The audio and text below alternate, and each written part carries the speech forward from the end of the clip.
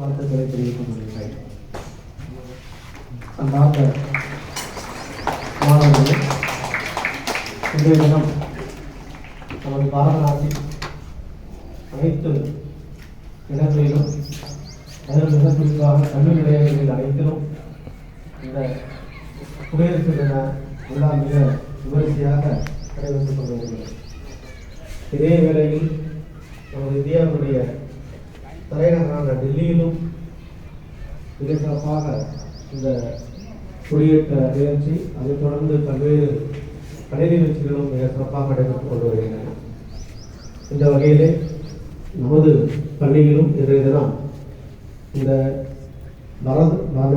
பாரதத்தினுடைய பாரதத்தில் வாழக்கூடிய ஒவ்வொரு குடிமகனுக்கும் மரியாதை செலுத்தக்கூடிய வகையில் இந்த பாரதம் ஒரு அருமையான பாரதம் கிடைப்பதற்காக முயற்சி எடுத்து பல உயிர்களை தியாகம் செய்து இந்த சுதந்திரம் வாங்கி கொடுத்த பெரியவர்கள் அத்தனை பேருக்கும் நினைவு கூறக்கூடிய வகையில், மரியாதை கொடுக்கக்கூடிய ஒரு வகையில் இன்றைய தினம் குடியரசு தின விழாவை மிக சிறப்பாக நமது பள்ளியில் நடைபெற்றுக் கொண்டு வருகிறோம், நடத்தி கொண்டு வருகிறோம்.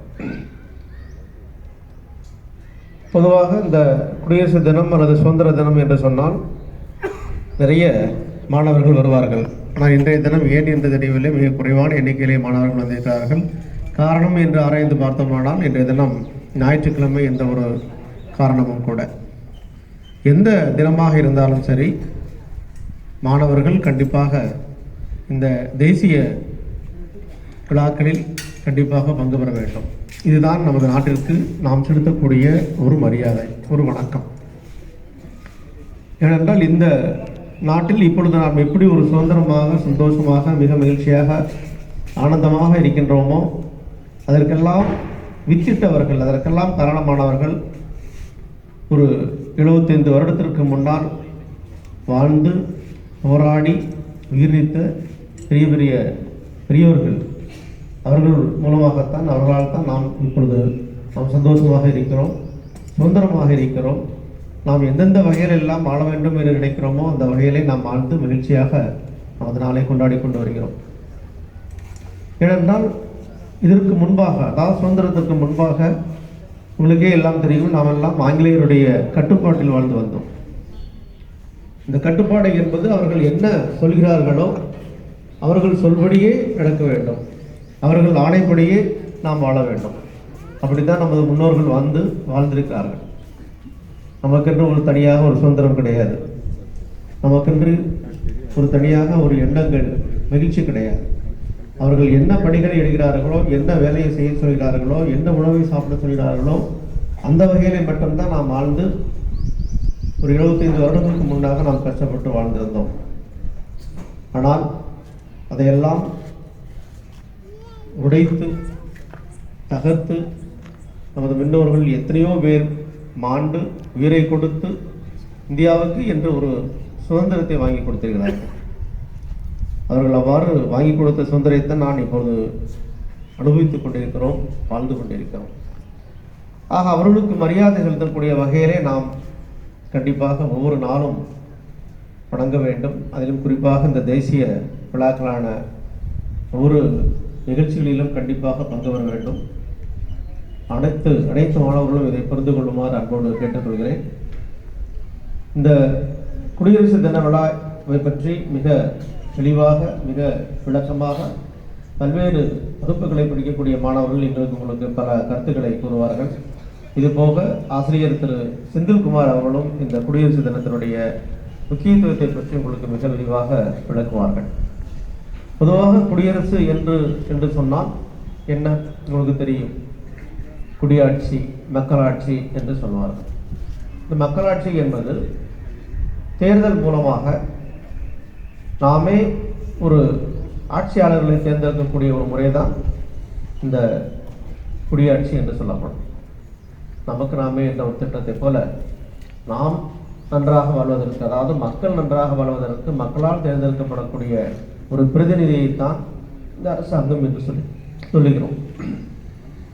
அதற்கு முன்பாக அந்த 1947 ஆகஸ்ட் 15க்கு முன்பாக அந்த நமது இந்திய நாடு என்பது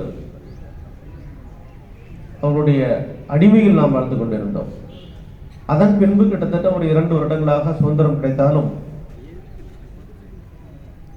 இந்த ஆட்சி மற்றும் சட்ட விதிகளை நிர்ணயிப்பதற்காக ஆங்கிலேயர்களால் உருவாக்கப்பட்ட, ஆங்கிலேயர்களால் நியமிக்கப்பட்ட அந்த கவர்னர் ஜெனரல் என்று சொல்லக்கூடிய பொறுப்பை தான் ஆங்கிலேயர்கள் வகித்து வந்தார்கள். மவுண்ட் பேட்டன் என்று சொல்லக்கூடிய அந்த இப்பொழுது ஜனாதிபதி என்று சொல்லக்கூடிய அந்த பதவியிலே மவுண்ட் பேட்டன் அவர்களால் அவர்களுக்கு முழு அதிகாரம் வழங்கப்பட்டு ஆட்சியை நடத்தி கொண்டு வந்தார்கள். அதன் பின்பு தான் 1950 ஜனவரி 26க்கு பிறகுதான் நமது இந்திய மக்களில் ஒருவரை தேர்ந்தெடுத்து ஜனாதிபதி என்ற ஒரு போஸ்டை கொடுத்து நமது நாட்டு மக்களுக்கு தேவைப்படக்கூடிய அனைத்து சட்ட திட்டங்களையும் வகுத்து அவர் மூலமாக ஒப்புதல் பெற்று அவர் மூலமாக நடைமுறைப்படுத்தப்பட்டு வருகிறது. ஆக சுதந்திர தினம் மற்றும் குடியரசு தினம் என்ற நிகழ்வுகளை நீங்கள் வேறுபடுத்திக் கொள்ள வேண்டும். இது பற்றிய நிறைய விவரங்கள் உங்களுக்கு மாணவர்கள் கூறுவார்கள். இப்பொழுதெல்லாம் டெல்லி செங்கோட்டையில் பலவிதமான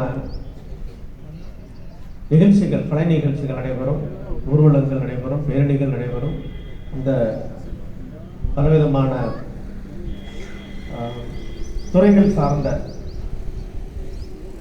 துறையில் இருக்கக்கூடிய மாணவர்கள் மற்றும் பொதுமக்கள் அந்த நிகழ்ச்சியில் கலந்து கொண்டு அவர்களுடைய திறமைகளை எல்லாம் வெளிக்காட்டுவார்கள். அதில் குறிப்பாக இந்த இராணுவத்துறை நிறைய உங்களுக்கு நிகழ்ச்சிகளை அங்கு செய்து காட்டுவார்கள். அந்த தினத்தை எல்லாம், அந்த நிகழ்ச்சிகள் எல்லாம் கண்டுகளிப்பதற்காக, பார்வையிடுவதற்காக ஒவ்வொரு வருடமும் வெளிநாட்டிலிருந்து சில முக்கியமான நபரை, பிரதமரையோ அல்லது ஜனாதிபதியோ அல்லது ஏதேனும் ஒரு நாட்டினுடைய அதிபரையோ அழைப்பது வழக்கம். அந்த வகையில் இந்த வருடம் இந்தோனேசியாவில் இருக்கக்கூடிய ஒரு அதிபரை இன்றைய தினம் இந்தியாவில் வரவழைத்து அவர்கள் முன்பாக இந்த குடியரசு தின விழா மிக சிறப்பாக நடைபெற்றுக் கொண்டு வருகிறது. அதே வகையில் இன்றைய தினம் நமக்கு ஒரு சிறப்பு என்ன என்று சொன்னால், நமது பள்ளியில் பணிபுரியக்கூடிய ஆசிரியர் மாடசாமி அவர்களுடைய நண்பர் அவர்கள் டெல்லியில் இருந்து வந்திருக்கிறார்கள். அவர்கள் இந்த நிகழ்ச்சி எவ்வாறு நடைபெற்றுக் கொண்டிருக்கிறது, எவ்வாறு நாம் கண்டு கழிக்கலாம், பார்த்து ரசிக்கலாம் என்ற ஒரு நோக்கத்தில் மட்டும் அவர்கள் அங்கிருந்து வந்திருக்கிறார்கள். உங்களை எல்லாம் பார்வையிடுவதில் அவர்களுக்கு கண்டிப்பாக சந்தோஷமாக இருக்கும். அதே போல இந்த டெல்லியிலிருந்து வந்திருந்து நம்ம எல்லாம் உற்சாகப்படுத்துவதற்காக வந்திருக்கக்கூடிய ஆசிரியர் மாடசாமி அவர்களுடைய நண்பரையும் இந்த தருணத்தில் நான் அனைவரின் சார்பாக வருகை என வரவேற்கின்றேன். இந்த நிகழ்ச்சி இதே இடத்தில் வைத்து தொடரும். நிழல் கொஞ்சம் இருக்குது. நான் நம்பர் ஆஃப் ஸ்டூடெண்ட்ஸ் ரொம்ப கம்மியாக இருக்கக்கூடிய காரணத்தினால ஆங்காங்கே இருக்கக்கூடிய நிழல் மட்டும் நீங்கள் உட்காந்துடலாம். நிகழ்ச்சிகள் இங்கே தொடரும். ஒரு சில நடன நிகழ்ச்சிகள் மட்டும் அந்த மேடையில் நடைபெறும். ஆகவே அனைத்து மாணவர்களும் மிக அமைதியாக அமர்ந்து மாணவர்கள் எந்த விஷயங்களை சொல்ல வருகிறார்கள் என்று அக்கறையோடு கவனித்து பயன்பெறுமாறு அன்போடு கேட்டுக்கொள்கிறேன். ஆகவே அனைத்து மாணவர்களும் அப்படியே ஒரு அமருமாறு அன்போடு கேட்டுக்கொள்கிறேன். கொஞ்சம் பேர் முன்னாடி கொஞ்சம் உட்காரலாம், 2 சைடு உட்காரலாம்.